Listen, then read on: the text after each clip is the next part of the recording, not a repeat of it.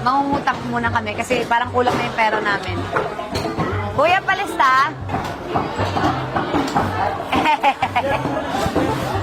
Mabait siya kasi babayad siya magpalista, guys. Kaya kami pera.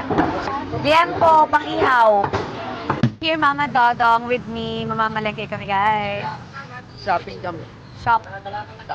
Parang napansin ko wala masyadong isda kasi nga pala full moon. Maraming malalaking isda doon na lumalabas kapag full moon. So siguro kinakain sila, nagkakato sila, guys. Ayan, para adobo. 1/4. 1/4. Ay, makakaganyan. 1/4. 10 tao kakain, okay lang? Lahat pala.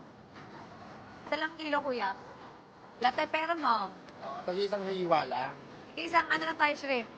At ano, 3,000 lang nababa ako, be. Pwede na siguro mangutang. pwede. Palista muna. Palista lang tayo. Masarap yan, sabaw. Pero masarap din yan, sabaw. 1 kilo na lang. Wala, hindi na 50. Wala na 50. Mangungutang muna kami kasi parang kulang na yung pera namin. Kuya, palista?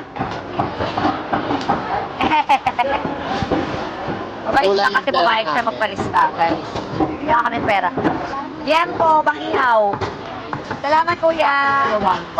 So, mamaya nga kasi may budol fight na magaganap. Kaya kanina bumili kami ng pusit. Tapos, bibili kami ng... Hindi ko alam kung kasama to sa budol fight o ano. O bukas ng umaga. Anong gusto niyo, ma? Tuyo. Gusto niyo? Tapos kamatis, no? Yun ang favorite ko. Na may sibuyas. Ay, oo. At kung meron nang naghahanap kay Mr. B, natutulog pa po siya, guys. So, ang entrado ko kasi kanina sa kanya, sama ka. So, tulog pa siya.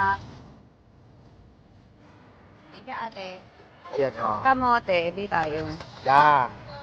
Kasama to, di ba? Yay! Tama. Okay, we're going home kasi marami pa kami ipe-prep. Wow, kala mo kami maghanda. Tara na, Mama Dong. Tapos na kami mamili. Akala mo naman dami, prep isang kilo bacon.